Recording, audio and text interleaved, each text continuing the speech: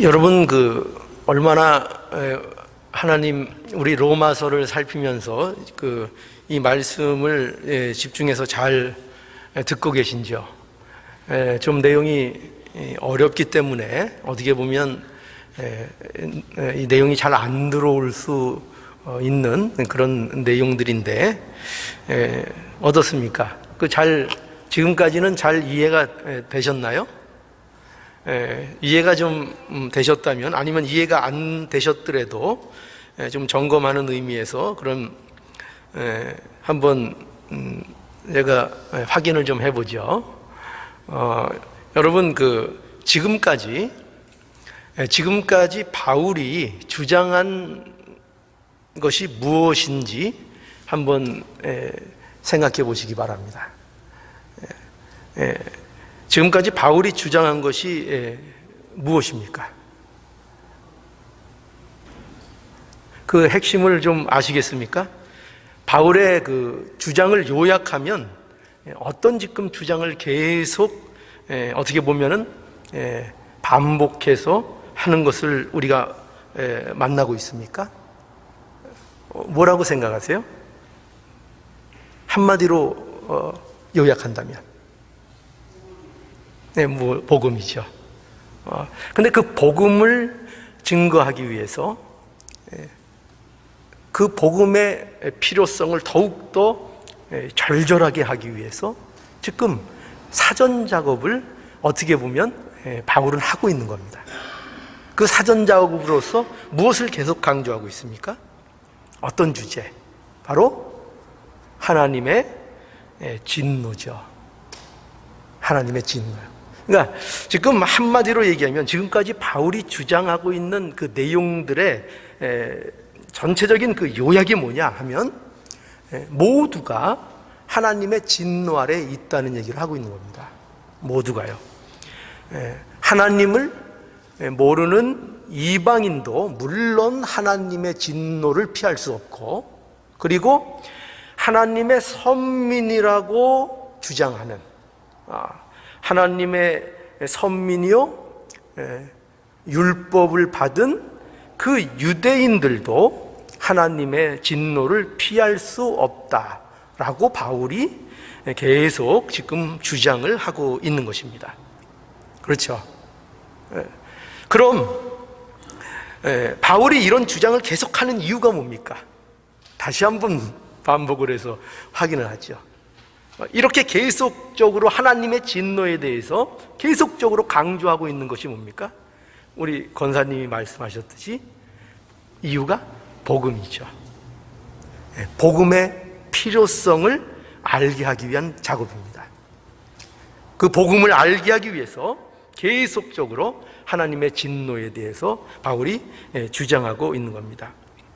자, 그러면 여기까지 이제 우리가 살펴본 그 내용이라고 이제 정돈을 하시고, 그러면 이제 이렇게 바울의 주장을 우리가 잘 이해하게 되면 이제부터 자연스럽게 여러분들에게서 나오는 하나의 질문이 이제 등장을 하게 됩니다. 어떤 질문이 등장을 할까요?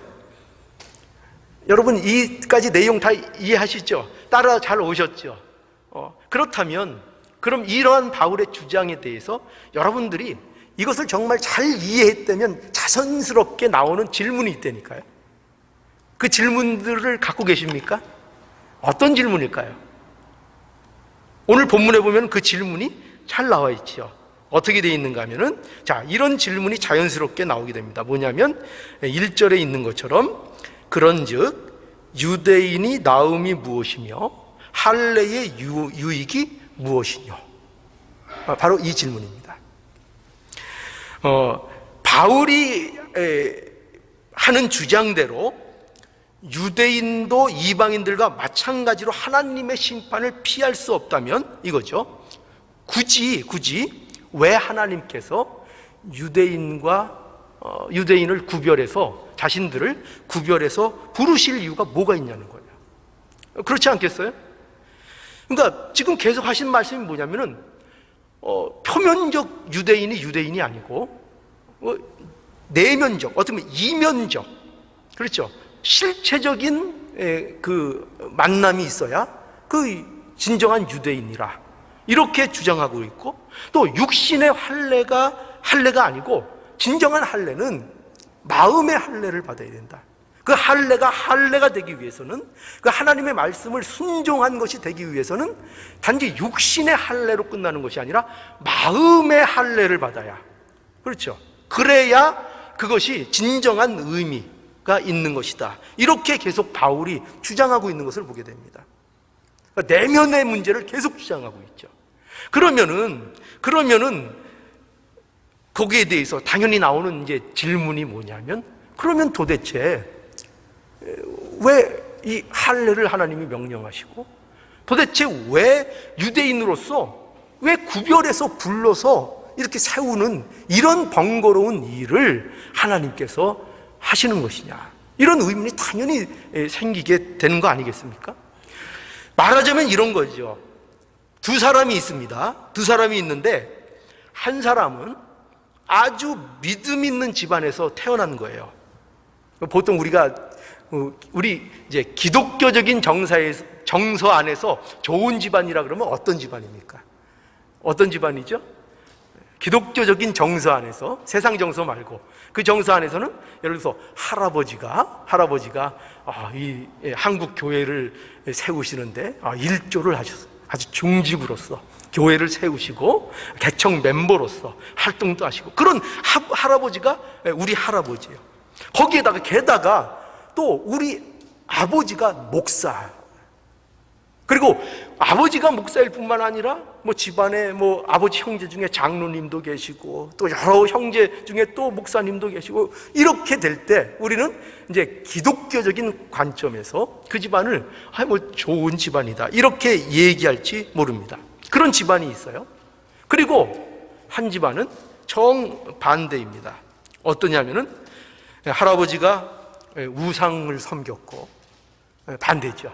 그리고 아버지는 절에 열심히 다녀요. 그런데 그런 집안, 그런 각 다른 배경을 가진 두 사람이 있는데 바울이 하는 얘기가 기가 막힌 거예요.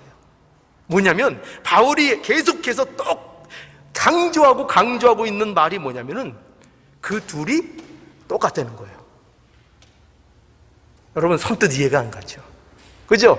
분명히 우리는 차이가 있기를 바라죠. 아니 어떻게 그런 집안의 자손과 이런 집안의 자손이 같을 수가 있냐, 어떻게 똑같을 수가 있냐, 이렇게 우리가 생각할 수 있습니다. 그러나 똑같다는 거예요. 어떤 의미에서 똑같을까요? 어떤 의미에서 똑같죠? 유대인과 이방인은 분명히 다릅니다. 같지 않아요. 그런데 바울을 통해서 하나님 말씀하신 건 똑같다는 거예요. 그럼 무슨 의미에서 똑같다는 것입니까? 바로 이 의미죠. 뭐냐면 하나님 앞에 은혜를 받지 못하면, 하나님의 진노를 벗어날 수 없다는 면에서 똑같다는 것입니다. 그렇죠?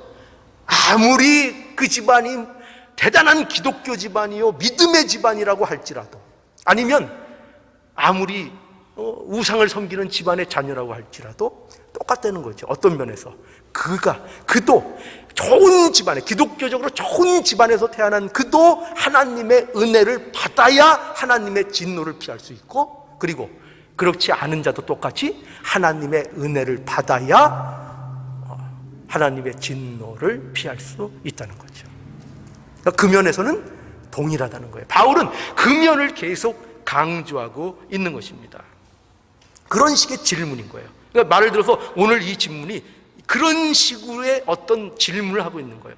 그런즉 유대임이 나음이 무엇이며 할례의 유익이 무엇이냐. 여러분 생각해 보세요. 이 두 사람이 이런 동일하다는 판단을 받았을 때 좋은 집안의 사람은 당연히 이 불만이 나오지 않겠어요? 그렇죠? 당연히 어떻게 같을 수 있어요? 우리 할아버지가 얼마나 교회를 위해서 희생을 했고, 우리 집안이 기독교적으로 얼마나 좋은 집안인데 저 우상 섬기는 저 집안하고 저하고 똑같이 취급을 하십니까? 이 불만이 있겠어요, 없겠어요? 당연히 있겠죠. 유대인들이 지금 그렇던 거예요. 유대인들이 우리가 하나님의 선민으로 부름을 받았고, 우리에게 말씀을 주셨고, 성전 생활을 하게 했고, 할례를 우리가 받도록 그렇게 해주셨는데, 엄연히 이렇게 다른 이런 구별된 것을 우리들에게 주셨는데 어떻게 우리가 유대인들과, 아니 이방인들과 같은 취급을 받을 수 있습니까? 우리는 좀 뭔가 하나님의 진노에서 벗어나 있어야 되는 거 아닙니까? 그렇게 불만을 가질 수 있다는 거죠. 근데 바울은 계속 반복해서 얘기합니다. 뭐냐? 너희도 동일하다. 하나님의 진노에 벗어날 수 없다. 은혜를 받지 못하면. 그래서 이 질문에 대해서 바울이 이제 어떤 식으로 대답을 하는가? 그 답이 뭐냐면은 오늘 본문에서 또 답이 또 예상을 빗나가요. 어떻게 답이 되어 있는가 하면은 본문에 보면 바울이 이렇게 얘기합니다. 2절에 보세요. 2절에 범사에 많으니 첫째는 저희가 하나님의 말씀을 받았음이니라. 바울의 대답은 이겁니다. 유익한 것이 많다는 거예요. 저 앞뒤가 안 맞는 것 같죠? 지금까지는 다를 것이 없다. 너희도 유대인 이방인들과 똑같이 하나님의 진노 아래 있다는 것을 계속 강조했는데, 그런데 또 그러면 할례나 유대인이 무엇이 가치가 있습니까? 어떤 의미가 있습니까? 그러니까 이제 바울의 대답은 뭐라고요? 그것은 많은 유익이 있다. 이렇게 얘기합니다. 그러면서 그 유익의 가장 중요한 것을 대표적으로 얘기하는데 그것이 뭐라고요? 너희가 말씀을 맡았기 때문이다. 이렇게 얘기하는 것을 이제 만나게 됩니다. 자, 여기에서요, 하나님의 말씀을 맡았다는 것, 하나님의 말씀을 하나님께서 맡기셨다는 것은 굉장히 중요한 의미를 갖고 있어요. 어떤 것이냐면은 하나님께서 이겁니다. 말씀이 여러분 뭐예요? 하나님의 말씀은 하나님의 계시를 얘기하는 거예요. 그러니까 하나님의 말씀은 곧 무엇을 의미하는 건가 하면은 하나님께서 자신을 드러내는 것을 의미하는 거거든요. 그런데 이 말씀을 주심으로 인해서, 그래서 하나님께서는 이스라엘에게 자신을 나타내신다는 거예요. 말씀을 통해서. 그게 말씀을 맡기셨다는 거예요. 자신을 나타내시고 그뿐만 아니라 말씀으로 자신을 나타내실 뿐만 아니라 말씀을 통해서 그 이스라엘 백성들과 무엇을 하는가 하면은 하나님께서 놀랍게도 언약을 맺으신다는 거예요. 그러니까 말씀을 주셨다는 것의 가장 중요한 의미가 뭐냐면 하나님이 이스라엘 백성과 언약을 세우셨다는 중요한 의미를 갖고 있는 거예요. 말씀을 맡기셨다는 것이. 그냥 이렇게 말씀을 줬다, 이거 지켜라 그러고 이렇게 줬다는 단순한 그런 의미가 아니라 말씀을 주셔서 자신을 나타내시고 하셨다는 것이 이스라엘 백성과 하나님의 관계를 맺으시고 그 언약을 맺으셨다는 것을 이 말씀을 맡겼다, 이렇게 얘기하고 있는 거예요. 자, 예를 들어서 이런 거죠. 뭐냐면은 우리 출애굽기 19장에 가보면은, 제가 읽어볼게요. 출애굽기 19장 3절에 보면 모세가 하나님 앞에 올라가니 여호와께서 산에서 그를 불러 가라사대 나는 이같이 야곱 족속에게 이르고 너는 이같이 야곱 족속에게 이르고 이스라엘 자손에게 고하라. 나의 애굽 사람에게 어떻게 행하였음가? 내가 어떻게 독수리 날개로 저희를 업어 내게로 인도하였음을 저희가 보았느니라. 세계가 다 내게 속하였으니 너희가 내 말을 잘 듣고 내 언약을 지키면 너희는 열국 중에서 내 소유가 되겠고 너희가 내게 대하여 제사장 나라가 되며 거룩한 백성이 되리라. 너는 이 말씀을 이스라엘 자손에게 고할지니라. 모세가 와서 백성의 장로들을 불러 여호와께서 자기에게 명하신 그 모든 말씀을 그 안에서 진술하니 백성이 일제히 응답하여 가로되 여호와의 명하신 대로 우리가 다 행하리이다. 자, 이게 뭔가 하면은 이게 그 유명한 시내산 언약의 장면이에요. 하나님께서 이스라엘과 언약을 맺으시죠. 그런데 여러분, 이 언약의 핵심이 뭡니까? 언약의 핵심이 뭐죠? 언약의 핵심은 이스라엘이 하나님께 순종해야 될 것을 요구하고 계신 거예요. 그죠? 이스라엘의 입장에서는 뭘 해야 된다고요? 하나님 앞에 순종을 해야 될 것을 요구하시고, 그리고 하나님께서는 또 무엇을 약속하십니까? 하나님께서는 그 대신 내가 이스라엘의 하나님이 되시겠다는 거죠. 내가 이스라엘이 어디든지 이스라엘이 가는 곳에 내가 함께 하겠다는 그 약속을 이스라엘에게 하는 겁니다. 그러니까 하나님께서 말씀을 맡기셨다는 것은 아까도 제가 하긴 드렸지만 단순히 말씀을 주셨다는 것이 아니라 이와 같이 하나님께서 이스라엘과 관계를 맺으시고 언약의 약속을 하셨다는 것을 말하고 있는 거예요. 그래서 이스라엘은 하나님을 알고 하나님을 경험하는 말씀 속에서, 그리고 그 언약 속에서 그것들을 경험하는 그런 유익을 받도록 하나님께서 이스라엘 백성에게 이런 유익을 허락해 주셨다는 거예요. 자, 그런데 문제는 이겁니다. 뭐냐면 이 언약으로 인해서 확인되는 게 있다는 거예요. 이게 중요한 겁니다. 이 언약을 맺으셨는데 이 언약 때문에 무엇이 드러나는가 하면 무엇이 드러날까요? 여러분, 무엇이 드러날까요? 자, 생각을 해보세요. 무엇이 드러날까요? 이 언약을 통해서 이스라엘 백성과 하나님께서 맺은 이 언약, 너희들이 내게 순종하고 그리고 내가 너희에게 하나님이 되주고 하는 이 언약 관계 속에서 드러나는 것이 생겼다는 거예요. 뭐가 드러날까요? 과연 이 관계 속에서 뭐가 여지없이 드러날까요? 너무 어려우실까요? 뭐가 여지없이 드러날까요? 이렇게 생각합니다. 한쪽은 아주 믿을만하고 신실한 사람이에요. 근데 한쪽은 그 바탕이 신실하지 못해요. 성실하지 못해요. 그에게는 어떤 성실을 기대할 만한 아무런 조건을 가지고 있지 않아요. 그런 두 사람이 언약을 맺었어요. 그러면 그 언약 가운데에서 그 언약 때문에 반드시 나타나는 현상이 생기는 거예요. 어떤 게 나타나겠습니까? 그것은 바로 이스라엘의 불성실함이 드러나는 거예요. 그 언약 속에서 뭐가 드러난다고요? 이스라엘의 불성실함, 신실치 않음이 그 언약을 통해서 드러나게 되는 거예요. 즉, 이스라엘이 하나님과의 관계에 있어서 얼마나 불성실한지가 여지없이 그 관계 속에서, 언약 속에서 드러나게 된다는 거예요. 구약의 이스라엘의 역사를 통해서 하나님께서 보여주시고자 하는 중요한 내용이 뭐냐 하면, 이스라엘이 하나님과의 언약에 대해서 얼마나 불성실한가가 그 이스라엘의 역사 속에서 우리에게 보여주는 중요한 메시지라니까요. 얼마나 그들이 하나님 앞에 은혜를 받았고 하나님의 간섭과 보호와 온갖 것들을 경험하게도 불구하고 그들이 하나님의 말씀에 대하여 불순종하며 신실하지 못한가를 그 역사 내내 보여주는 게 이스라엘 구약의 역사라니까요.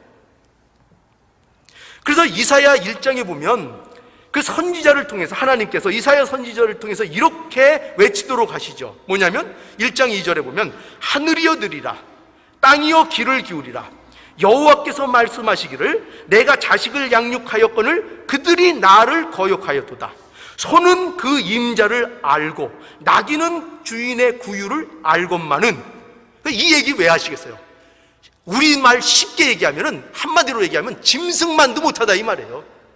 그 이스라엘 민족이 하나님께 대하여 성실한 면이, 그것만도 못하다는 거예요. 소는 그 임자를 알고 나귀는 주인의 구유를 알건만은 이스라엘은 알지 못하고 나의 백성은 깨닫지 못하는도다 하셨도다. 슬프다 범죄한 나라여, 허물진 백성이여, 행악의 종자여, 행위가 부패한 자식이로다. 그들이 여호와를 버리며 이스라엘의 거룩한 자를 만홀히 여겨 멀리하고 물러갔도다. 그렇죠? 이것이 이스라엘의 모습인 거예요. 하나님께서 애굽에서 종살이하던 이스라엘을 택해서 구원해 내셨어요. 그런데 그들이 광야 40년 내내 한 게 뭐냐면 하나님 원망하고 불평하고 하나님 앞에 불성실한 삶을 그들이 살았던 거예요. 40년 내내 그렇게 했던 거예요. 가나안 땅에 좀 들어가면 나아질 거라고 생각했는데 가나안 땅에 들어가서도 마찬가지였어요. 또 사사시대는 어땠어요? 사사시대는 말없이 타락했죠. 인간들이 모두 자기 소견에 옳은 대로 행했다고 사사시대를 한마디로 정의하고 있어요. 하나님께서 떠난 삶을 살았어요. 전부 다. 왕정시대는 괜찮았나요? 왕들을 세워서 왕들이 다스릴 때는 이스라엘 백성들이 정신을 차렸나요? 아니요. 좋은 왕을 줘도, 아니 왕인 다윗까지도 말없는 타락을 했던 그런 모습을 보였던 거예요. 그러니까 이스라엘의 역사 내내 무엇이 증명되고 있어요? 불성실함. 그들이 어떻게 하나님 앞에 불성실한가? 그들이 어떤 은혜를 입었음에도 불구하고 그 은혜에 대하여 본질적으로 성실하게 하나님 앞에 나갈 수 없는 존재인가? 그거를 계속적으로 그 역사가 반복해서 보여주는 거예요. 여러분, 신약에 와서는 좀 어때요? 예수님이 직접 오셨어요. 하나님이신 예수님이 직접 나타나셨어요. 그때는 어때요? 그러니까 어서 오시오 하나님 반겼습니까? 아니죠. 그 예수 그리스도를 거부하고 거절했어요. 예수님을 거부함으로 하나님을 불순종했어요. 하나님을 불순종했어요. 이것이 바로 이스라엘에게 하나님께서 말씀을 주심으로, 언약을 주심으로 인해서 이스라엘을 통해서 확인하는 내용들인 거예요. 여러분, 그리고 이러한 이스라엘의 불성실로 인해서 이제 또 한 단계 우리가 확인해야 될 것이 또 생기는 것입니다. 뭘까요? 자, 우리는 이스라엘의 불성실에 대해서 그들이 얼마나 하나님 앞에 신실치 못했는가를 확인했어요. 그리고 그거를 통해서 또 우리가 이제 진짜 확인해야 되는 것이 뭐냐면 바로 그 이스라엘의 불성실과 대비되는 뭘까요? 하나님의 신실한 것입니다. 하나님의 신실하심.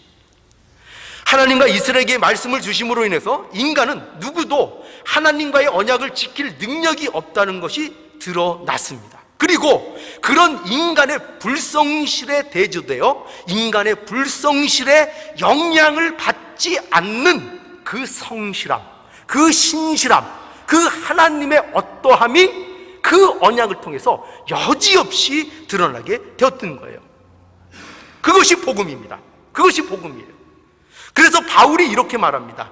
인간의 신실치 못함이 인간의 믿음 없음이 하나님으로 하여금 그 언약을 폐기하도록 만들었느냐? 이렇게 물어보고 있잖아요. 그것이 뭐예요? 자, 봐요. 오늘 본문의 3절과 4절이 바로 그 얘기를 하고 있는 거예요. 3절과 4절을 보세요. 자, 보세요. 어떤 사람들이 믿지 아니하였으면 어찌하리요?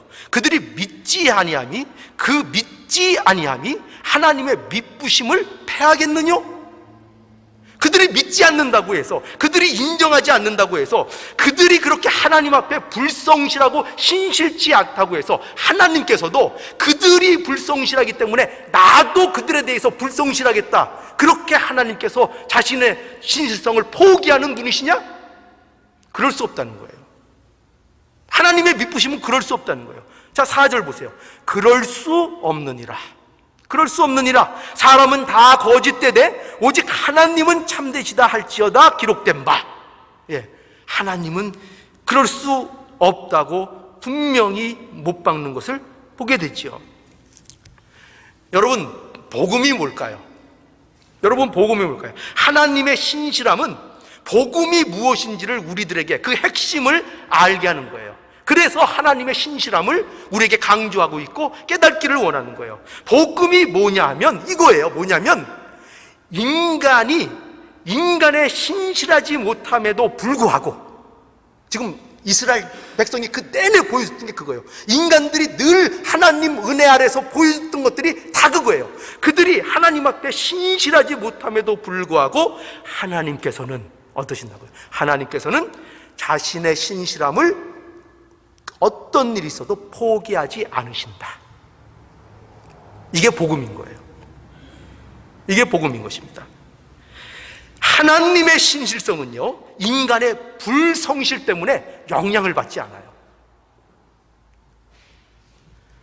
여러분, 창세기 12장 1절로 3절 우리 한번 찾아보죠. 창세기 12장 1절로 3절입니다.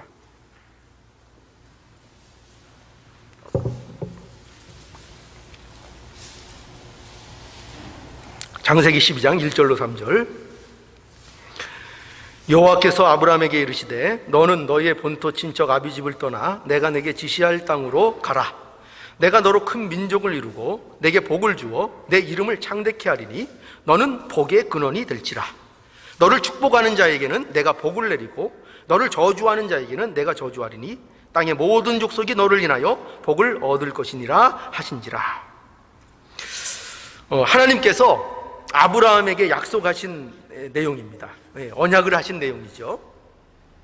이 언약의 내용은요, 이거 조금 주의 깊게 보시면 이 언약은 인간의 입장에서 굉장히 당황스러운 언약입니다. 우리는 그저 이렇게 복 주신다니까 그냥 좋은 말로만 들리죠. 그러나 굉장히 인간을 당황스럽게 만드는 그런 약속입니다. 왜냐하면 이 언약은요, 하나님께서 그냥 불쑥 일방적으로 찾아오셔서 아브라함을 부르시고 그에게 약속을 주시는 내용인 거예요. 그러니까 이 약속을 받는 인간의 입장에서는 이게 황당한 그런 약속인 거예요. 그런 약속을, 그런 언약을 요구한 적도 없어요. 그렇죠? 아브라함이 그런 약속을 하나님 앞에 요구한 적이 있습니까? 아니요. 그냥 하나님께서 아브라함을 일방적으로 찾아오셨어요. 그리고 그에게 명령하시고 약속해 주시는 거예요. 그런데 그 내용도 얼마나 어마어마한 내용을 약속하고 있는지 몰라요. 너로 큰 민족이 되게 하고 너를 복의 근원이 되겠다는 거예요. 복의 근원. 그냥 이렇게 복을 이렇게 받는 정도의 사람이 아니고, 그죠? 우리는 그 정도만 해도 굉장히 감사하겠죠. 우리가 복만 받아도. 근데 복을 받는 존재가 아니고 그가 복이 되는 존재, 그 안으로부터 복이 나오는 존재가 되게 하시겠다는 거예요. 어디를 가나? 그러니까 우리가 복을 받는 단순히 존재면, 그러면 우리는 환경과 조건에 의해서 그 복이 좌우될 수 있어요. 어디를 가느냐에 따라. 그러나 우리 안에서 복이 창출되는 존재면은 우리는 어딜 가든지 복을 누릴 수 있는 존재가 되는 거예요. 그 차이는 엄청난 거죠.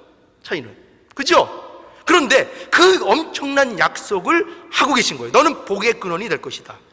그래서 아브라함의 후손을 통해서 인류에게 복을 주시겠다는 이 어마어마한 약속을 하나님께서 아브라함에게 하셨던 겁니다.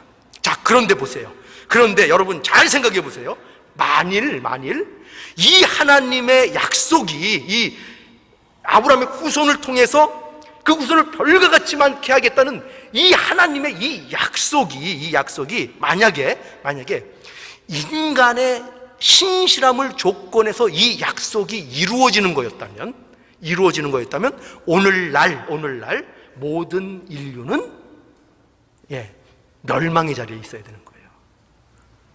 저와 여러분들은 구원을 받는 것이 불가능한 거예요. 구원이라는 것을 우리는 생각할 수도 없는 거예요. 만약에 이 약속이 인간의 어떤 인간의 신실함의 기초에서 이 약속이 이루어지는 거라면요.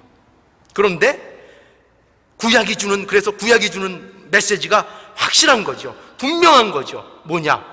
만일 구원이라는 것이 인간의 신실함에 달려있다면 인간은 모두 멸망받았어야 했다라는 것이 구약이 주는 가장 확실한 메시지인 거예요. 오늘날. 여러분, 그래서 이러한 메시지는요, 오늘날 교회에서도 마찬가지입니다. 오늘날 교회에서도 마찬가지예요. 여러분, 이 교회가 만일 인간의 신실함 위에 서 있다면 이 교회가 어떻게 될까요? 인간의 신실함 위에 서 있는 교회가 어떻게 될까요? 인간의 신실함은 언젠가는 무너지겠죠. 그러면 그 교회는 언젠가는 무너지죠. 무너집니다. 왜냐하면 인간의 신실함은 뭐예요? 모래와 같은 거예요. 반석이 아닙니다. 인간의 신실함, 여러분 인간의 신실함을 어디까지 신뢰하실 수 있겠어요? 여러분들이 경험해 보셨잖아요. 그리고 여러분 자신의 속을 들여다보셔서 누구보다도 잘 아시잖아요. 인간의 신실함이 어디까지인가. 그 신실함에 의지하면 교회는 당장 무너집니다. 당장 무너져요. 여러분, 교회를 이루고 있는 사람들의 면면을 보시기 바라요. 냉정하게 보시기 바라요. 신자다운 신자가 과연 몇 명이나 있습니까? 오늘날 교회를 이루고 있는 그 많은 신자들, 한국에 뭐 몇 천만이라 그러죠? 그들 가운데 과연 신자다운 신자가 과연 몇 프로나 될까요? 얼마나 될까요? 얼마나 많은 신자들이 신자답게 살까요? 얼마나 하나님 앞에 불성실한지 모릅니다. 그래서 그 불성실함, 사람의 불성실함, 그 부족함을 보면 교회는 나만 할 게 사실 몇 개 없어요. 몇 개 없어요. 그러나 여러분, 그러나 하나님의 말씀은 또 뭐냐면 참 교회는 없어지지 않습니다. 없어지지 않아요. 왜 그럴까요? 왜냐하면 참 복음에 붙들린 교회는 인간의 신실함에 서 있지 아니하기 때문에, 하나님의 신실함에 있기 때문에 절대 무너지지 않습니다. 오해하지 마세요. 오해하지 마세요. 그렇다고 흩어지지 않는다는 게 아니에요. 여러분, 교회는 흩어질 수도 있어요. 그러나 교회는 없어지지 않아요. 왜 그렇죠? 하나님의 신실함에 있고 여러분 각자가 교회이기 때문입니다. 그 참 교회는 어디 가도 존재를 하는 거예요. 그러나 인간들이 세우는 교회는 무너지게 돼 있는 겁니다. 인간의 신실함을 의지할 때는요. 그래서 참 교회는 그런 의미에서 어떤 일이 있어도 없어지거나 무너지지 않습니다. 건물은 무너질 수 있어요. 사람들의 모임은 흩어질 수 있어요. 어떤 환난과 어려움이 있으면 흩어져서 숨어서 한 사람 한 사람이 예배드릴 수도 있어요. 그러나 그 교회는 없어지지 않는 거예요. 하나님께서 말하시는 그 교회는 우주적인 교회예요. 우주적인 교회. 우리 한 사람 한 사람이 교회고, 여러분들이 교회고, 여러분들이 뭉쳐진 것이 교회고, 함께 신앙생활은 그 운명 공동체가 교회인 거예요. 그 교회는 없어지는 일이 없어요. 사라지지 않아요. 오늘날 한탄하는 말이 많죠. 어떤 교회는 유럽에 타락해서 교회가 나이트클럽으로 변했더라, 그런 얘기들 우리가 얼마나 많이 듣습니까? 여러분, 걱정하지 마세요. 그 건물이 나이트클럽이 됐어도 교회는 없어지신 것이 아니에요. 교회는 거기에서 하나님이 불러 세웠던 교회 하나하나는 어딘가에서 반드시 존재하고 하나님을 찬양하고 있다니까요. 그 교회는 없어지지 않는다니까요. 여러분, 만약에요, 이런 여러분들이 아주 냉정한 판단력을 가져야 됩니다. 하나님이 우리의 교회가 복음 안에 바르지 않아서 교회가 아니라고 여기신다면 이 교회는 없어질 겁니다. 아니, 존재할 필요가 없어요. 존재하면 악이 돼요. 존재하면 악이 됩니다. 그러나 복음으로 그 교회가 쓰면, 하나님의 신실함으로 그 교회가 쓰면 그 교회는 영원히 존재하는 교회가 되는 것입니다. 저는 이 교회를 원하는 거예요. 그리고 이 교회의 일원들이 되셔야 하는 겁니다. 여러분, 그런데 이렇게 복음을 전하잖아요? 그러면 꼭 생기는 오해와 반발이 있습니다. 꼭 그렇게 생기게 돼 있어요. 저는 여러분 중에 몇 분 정도는 이런 오해와 반발이 있어야 된다고 저는 생각해요. 왜냐하면 모두 복음을 온전하게 깨닫고 있는 것은 무리이기 때문입니다. 반드시 복음이 바로 증거될 때에는 인간 본성 속의 반발이 반드시 나오게 돼 있어요. 그래서 사실은 제가 이렇게 어떤 과격하게 복음을 증거할 때에는 한 두 사람 정도는 좀 여기서 뛰쳐나가야 돼요, 사실은. 그게 너무나 자신을 거의 찌르는 말이 되기 때문에 사실은 몇 명 정도가 뛰쳐나가야 이게 정상적이고 제가 바른 복음을 증거하고 있다는 그런 증거가 될 수 있어요. 한결같이 다 은혜 받았다고 외치는 것은 아닙니다. 그럴 수 없어요. 그래서 복음이 증거되면 반드시 인간의 본성은 반발하게 돼 있어요. 우리 교회도 그런 증거가 때때로 좀 나타나기를 원합니다. 자, 복음이 전해지면 어떤 오해가 생기느냐?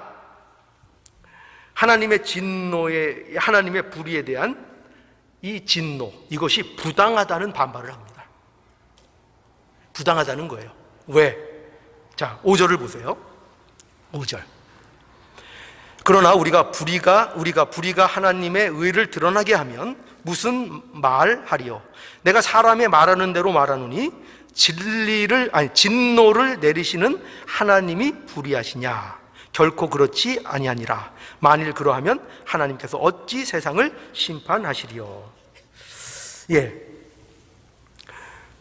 우리가 불의를 행한다고 해도 하나님이 그것으로 선을 이룬다고 한다면 이렇게 생각한다는 거예요. 만약 하나님께서 우리가 불의를 행해도 그것을 통해서 하나님은 기필코 선을 이루신다면 지금 바울이 주장하는 게 그거잖아요. 그죠? 우리가 불의할지라도 하나님은 그 불의 때문에 자신의 신실함을, 자신의 약속을 포기하지 않으신다는 거 아니에요. 그래서 하나님은 그 뜻을 반드시 이루어내고야 마신다는 거 아니에요. 선을 이루어내시고야 만다는 거 아니에요. 그러면 이런 반발을 한다는 거예요. 그러면 그렇게 우리의 악함을 가지고도 하나님이 선을 만들어내신다면 그러면 우리가 악한 게 하나님의 선을 이루는 일에 일조한 거 아니냐?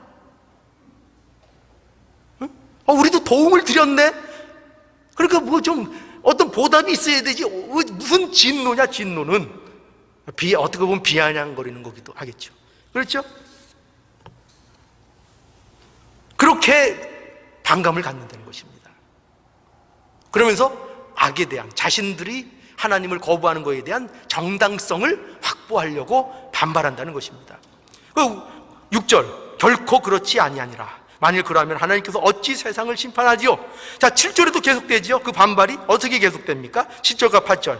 그러나 나의 거짓말로 하나님의 참되심이 더 풍성하여 그의 영광이 되었으면 어찌 나도 죄인처럼 심판을 받으리요? 또는 그러면 선을 이루기 위하여 악을 행하자 하지 않겠느냐?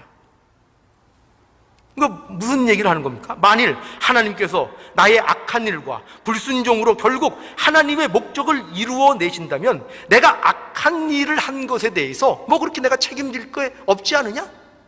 그 얘기죠. 책임질 거 없지 않으냐? 그리고 바울의 이 복음에 대해서 어떻게 사람들이 비아냥거리는가 하면은 그러면 뭐 하나님이 다 하시고 하나님이 선을 이루어 주시니까 그러면 뭐 악을 행해도 괜찮겠네? 이렇게 비아냥거린다고요. 안 믿는 사람들, 하나님을 거부하는 사람들이 이렇게 비아냥거린다고요. 그런데 뭐라고요? 그럴 수 없다는 거죠. 정말 복음을 알고 정말 은혜를 입은 자들의 입에서는 그런 말이 나올 수 없다는 거죠. 그런 말이 있을 수 없다는 것입니다. 그래서 로마서 6장 1절에 그렇게 명확하게 또 우리에게 짚어주잖아요. 로마서 6장 1절. 그런즉 우리가 무슨 말 하리요? 은혜를 더하게 하려고 죄에 거하겠느뇨? 그럴 수 없느니라. 그죠? 네. 그럴 수 없느니라. 여러분, 정말 은혜를 받은 사람들은요, 하나님 앞에 더욱더 그 은혜로 인하여 어떻게 하게 돼 있습니까? 반드시 하나님 앞에 선을 행하고 분발하게 돼 있어요. 반드시 그렇게 돼 있어요. 그런데 복음이 그렇게 증거되는데 참 복음을 증거하면 이런 의문점이 반드시 일단은 인간들에게 들게 돼 있다는 것입니다. 그래서 여러분 명심하세요. 여러분들 가운데 누군가 그러면 우리가 마음대로 살아도 되겠네? 하나님이 다 하신다네? 만약에 그런 마음이 여러분들에게 드신다면 이 목사가요, 여러분들에게 복음을 지금 바로 증거하고 있다는 거예요. 그리고 그것을 넘어서기를 원하는 거예요. 반드시 복음을 바로 받은 사람들은 그렇게 그러면 되겠네라는 것으로 멈추는 거 아니라 그것이 본성적으로 들었다가도 하나님의 은혜가 뭔지를 알기 때문에 하나님 은혜, 하나님을 위한 삶에 대하여 최선을 다하며 더욱더 분발하며 더욱더 힘을 내며 애쓰는 자의 삶으로 반드시 가게 돼 있다는 거예요. 그렇죠? 우리가 뭐 쉽게 우리가 생각해 보세요. 아이들도 칭찬받고 미래에 대한 약속을 받는 아이들이 활기차죠. 그렇지 않겠어요? 제가 늘 여러분들 좀 도전이 되라고 예를 드는 것 중에 하나가 뭐예요? 사람이 희망이 없어질 때 청소를 안 해요. 네. 우울증 걸려있는 사람들 중에 특징 중에 하나, 다 그렇다는 건 아닌데 특징 중에 하나가 뭐냐면 치울 생각을 안 해요. 왜? 희망이 없어. 기대하는 게 없어서. 근데 하나님을 믿고 은혜를 받은 자들은 그렇지 않다는 거예요. 더 분발한다. 하나님이 다 알아서 해주신다며 아무것도 안 해. 이렇게 가질 않고 하나님이 해주신대, 하나님이 이 약속을 꼭 이루어주신대, 우리 힘내자, 우리 하자, 할 수 있다, 이렇게 간다니까요. 복음을 아는 사람들은 이것이 우리에게 있어야 됩니다. 그래서요, 여러분, 복음은요, 하나님의 이 신실함은요, 우리에게 진정한 위로가 되는 겁니다. 이게 복음이 주는 위로예요. 왜 그러냐?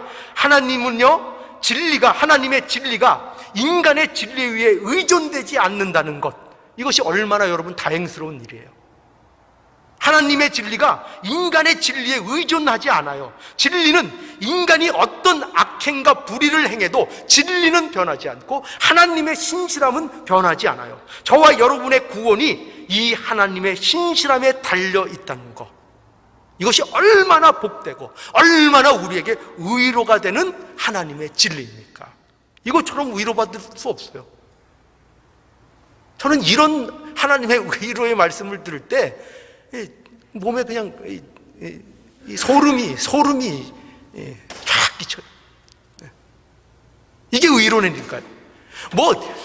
물론 그걸 너무 폄하하는 건 아니지만, 찬양을 하고 무슨 이벤트를 하고 하면서 무슨 감격에 감동에 젖어서 그런 감동 말고, 복음이 주는 위로, 복음이 주는 감동, 하나님의 신실함과 하나님의 어떠하심이 주는 그 위로를 받아야 여러분들의 참된 마음의 위로를 받는다니까요. 그 위로가 저와 여러분들이 있기를 원합니다. 이 위로를 받으시기를 원합니다. 만일 우리가 우리의 신실함에 달려있다면 우리는 늘 불안할 수밖에 없어요. 그렇죠? 여러분 잘 들어보세요. 여러분이 치매에 걸려서 그런 일이 있기는 원하지 않습니다. 그러나 혹 여러분들이 치매에 걸려서 어느 날 이렇게 말하는 거예요. 예수님이 누구요? 예수님이 누구요? 그러면 여러분 어떡하십니까? 그럼 여러분 지옥 가십니까? 여러분의 기억력에 여러분의 구원이 달려있다면 그렇겠죠. 그러나 여러분의 구원은 누구에게 달려있다고요? 하나님의 신실함에 달려있다니까요. 여러분들이 치매에 걸려서 하나님이 누구요? 이래도 여러분들의 구원은 취소되지 않아요. 하나님의 약속과 신실함에 그 구원이 붙들려 있습니다. 여러분 혹시 하나님 앞에 좀 꺼리는 문제로, 어떤 범죄한 문제로 하나님 앞에 아직 회개하지 못한 거 있습니까? 물론 회개하셔야죠. 때에 따라 회개하시고 기회 때마다 회개하셔야 됩니다. 그런데 아직 회개를 다 못했는데 뭔가 하나 걸리는 문제가 있는데 이런 일이 일어나지를 원치 않습니다. 그러나 예를 듭니다. 차 타고 다니다가 교통사고가 나서 갑자기 돌아가셨어요. 그러면은 어떻게 됩니까? 아직 찜찜한 게 남았는데 어떻게 됩니까? 그래서 그것 때문에 여러분 지옥 가시는 겁니까? 아니요. 여러분은 여러분의 어떠함에 여러분의 운명이 좌우되지 않아요. 하나님의 신실함에 저와 여러분들이 붙들려 있는 겁니다. 이것이 복음이고 이것이 우리를 의로 하는 것이고 이것 때문에 우리가 살만한 겁니다. 우리가 이렇게 부족하고 이렇게 면면이 그저 어디 가면은 평화를 조성하기보다는 또 말썽도 일으키고 그렇게 부족하고 그렇게 보잘것없어도 그래도 하나님의 신실함에 내 운명이 달려있기에 그래도 마음이 놓이는 겁니다. 그렇다고 그거 핑계로 하나님 앞에 방종하면 큰일 납니다. 하나님이 사랑할수록 더 따끔하게 매를 치십니다. 여러분 명심하십시오. 뭐에 여러분들이 붙들려 있다고요? 내 어떠함에? 내 신실함에? 하나님의 신실하심에 여러분들이 서 있습니다. 우리 교회가 이 하나님의 신실하심에 서서 하나님의 풍성함을 누리는 아름다운 교회가 되기를 간절히 원합니다.